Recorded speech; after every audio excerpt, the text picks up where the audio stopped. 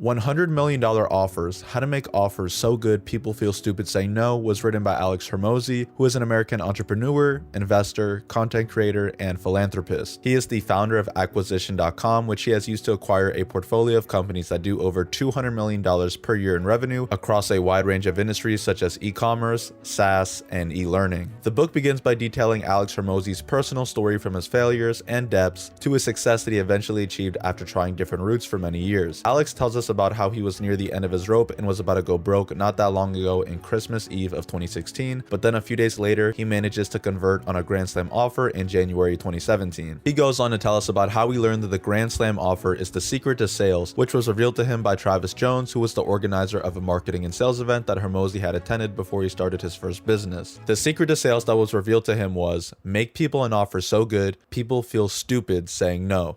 An offer in technical terms is basically the goods and services that you are agreeing to provide, payment for those goods and services, and the terms of the agreement. Hormozi says offers fall into one of four categories depending on how good they are. You have a bad offer, expect negative profit, no business, and a miserable life. A decent offer, expect no profit, stagnating business, and a stagnating life. A good offer, expect some profit, okay business, and an okay life. But a Grand Slam offer, expect fantastic profit, insane business, and freedom. We're also told the two most significant issues that entrepreneurs face are either not enough clients or not enough cash. Hormozi goes on to tell us that your business is either growing or dying because maintenance as a business does not exist, and that we should be doing the following three things to grow: get more customers, increase their average purchase value, or get them to buy more times. We're also told the issue with many businesses is that they sell readily available commodities and compete on price, which is a race to the bottom. Basically, who can sell the cheapest commodity? However, we are told that with a Grand Slam offer, we can provide a product or service that is not comparable to anything else on the market. This can be done by combining an attractive promotion, unmatchable value proposition, a premium price, or an unbeatable guarantee that allows you to go get new customers without having to put a cash restraint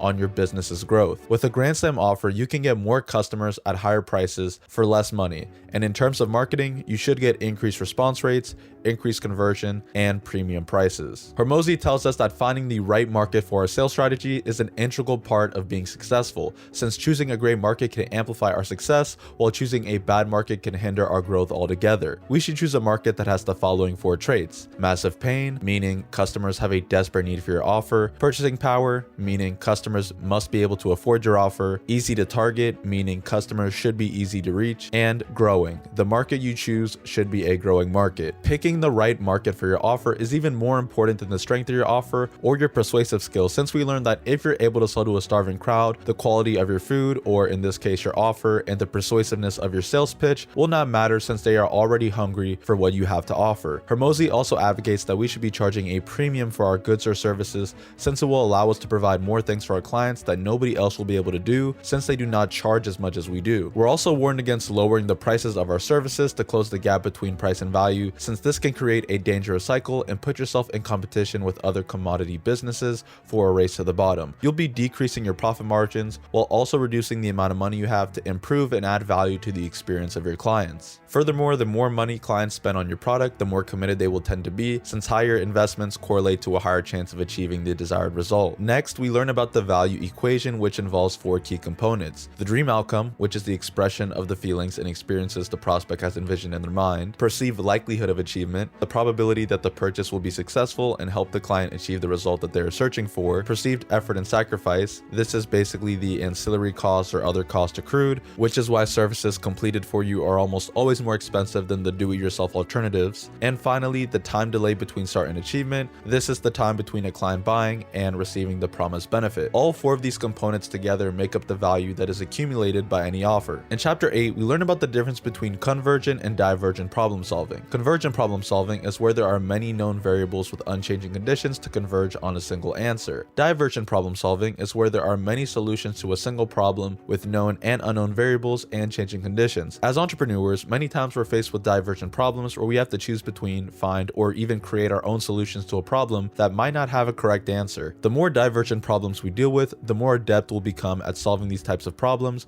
and we'll be able to do them faster and even more efficiently. In chapter 9, Hormozi explains to us that we can create our own Grand Slam offer with a 3-step process. Step 1. identify your dream outcome. Basically, what do you want your customer to experience when they consume or finish your product or service? Step 2, list the obstacles encountered. Think of every possible thing that could go wrong or that could prevent the dream outcome from happening. And step 3, list solutions to those obstacles. Transform the obstacles into solutions by figuring out how to solve each problem. Then list out each and every one of these solutions. Hormozi explains that the second part of creating a Grand Slam offer is finding a sweet spot between something that is easy to sell but also easy to fulfill. He advises us to over-deliver if we are creating our first Grand Slam offer, and then to invest our cash flow to create systems and optimize our processes to improve our business's efficiency. Once this has been done, while our offer may not be any different, the ease of fulfillment to deliver our goods to our clients will be more automated and therefore easier to fulfill. He also challenges us to think through the many delivery vehicles for delivering our goods to our clients, such as attention level. Do we want to provide one-on-one, small group, or large group levels of attention? Effort.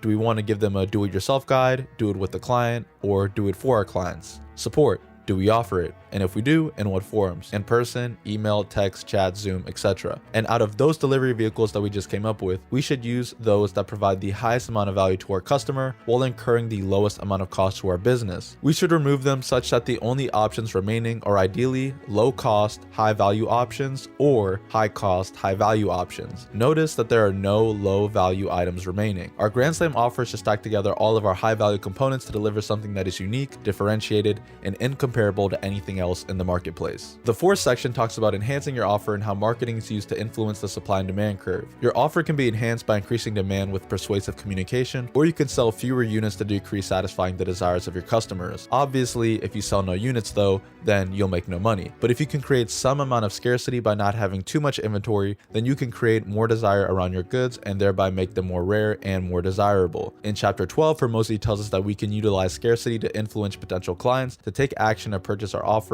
using the following methods. 1. Limit the supply of units. 2. Limit the supply of bonuses for those purchases. And 3. Limit the buying window, having something that's not available for sale at a later date. While there are ethical concerns around artificial scarcity, the most honest and easy way of utilizing it, according to Hormozi, is simply to be honest with people and let them know that you're hitting capacity with your orders, which will also build social proof with your business. We also learned how urgency can be used to increase demand by using limited timing and deadlines for products that are available for purchase. Urgency can be implemented by the following ways: rolling cohorts, which is to accept clients in a limited buying window; promotional or pricing urgency, basically letting clients know that an offer may change or there is a limited time discount; and exploding opportunity, which is to reveal to the client that there is an arbitrage opportunity with a slim time window. Bonuses are something that is in addition to the core offer that can close the gap between the price to value discrepancy in a prospect's mind without having to lower your prices. Hormozi tells us that instead of having a core offer with many components, it is much better to break down the same offer for its core components and to stack its existing features or component parts as bonuses. The goal is to have the core offer linked to your price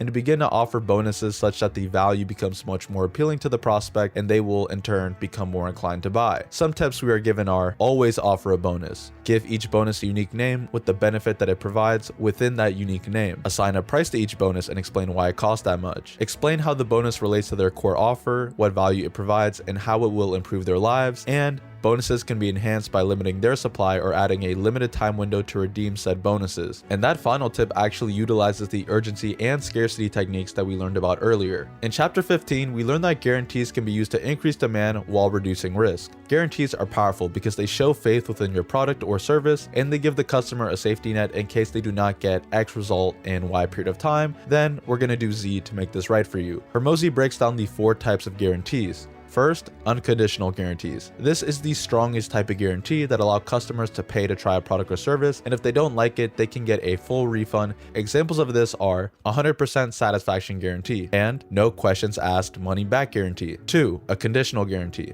This is where you can qualify for a guarantee if you meet certain terms and conditions, such as you have completed a certain amount of hours of training or sales. In this scenario, the guarantee does not have to be monetary, and perhaps it can be refunded through credits, one-on-one mentoring, additional free service, service, etc. The reason why this guarantee is awesome is because ideally, if the client does qualify for the guarantee by having completed the key actions needed to get it in the first place, there should be such a low likelihood that they wouldn't achieve their desired result, and if there was assistance needed, it should be a simple fix at that point, or perhaps a refund is in order if they've helped you to identify a outlier or special case that you did not think of before that you can now use to improve your business and make sure that that does not happen again. Third, anti-guarantees. As the name implies, this is actually not a guarantee, but instead is letting customers know in advance that all sales are final. If done correctly, this can be used to give your offer even more perceived merit, since maybe the product or service is so good that once consumed, it cannot be reversed or unconsumed. This can apply to things like source code, coaching, lessons, teaching of information, and more. And finally, implied guarantees, also known as a performance-based offer. This is a guarantee that can take many different routes. If it's a purely performance-based guarantee, then maybe it says that we pay our customer X amount of dollars per sale, or if you're going the profit sharing route, maybe you say we'll pay them X% of our profit to our customer, or basically we'll give our client X if Y event occurs. Hormozi tells us that just like bonuses, guarantees can be stacked in order to help gain even more risk-averse prospects and show even more confidence in your offer. In chapter 16, we learn about the importance of naming and how offers can fatigue over time, and that in local markets they tend to fatigue even faster. He gives us the magic formula for stimulating demand and increasing awareness to get leads. M stands for make a magnetic reason why. So you're going to want to begin with a word or a phrase that provides a strong reason for running the discount or promotion. The A stands for announce your avatar. You want to let it be known who you are looking for specifically to target with this promotion. The G stands for give them a goal. What do you want your prospect to achieve, or what outcome will occur by accepting this offer? The I stands for indicate a time interval. Is this a summer sale, back to school discount, a winter promotion? Give them a period of time to lock in this offer. And the C stands for complete with a container word. End the offer's name with a word that ties everything all together, and also use alliteration. Examples of this are super steep summer sale and massive muscle markdown Monday. You get the idea. Hormozi tells us that while the formula has 5 components, we really only need to use 3 to make it work, since the name may become too long if we try to use all 5 every single time we go to rename our offer. Finally, Hormozi tells us to use the information that we have just acquired to go out and make things happen in the real world. If you're an entrepreneur listening to this, remember that Hormozi was nearly broke in December of 2016, hit his Grand Slam offer in January of 2017, and only 2 months later in March of 2017, he made his first 100K. This is your reminder to keep pushing forward in life and to never give up. You never know when you're one Grand Slam away from hitting it big. Thank you for watching, and I would encourage you all to go support the author. The link to this book will be down below in the description.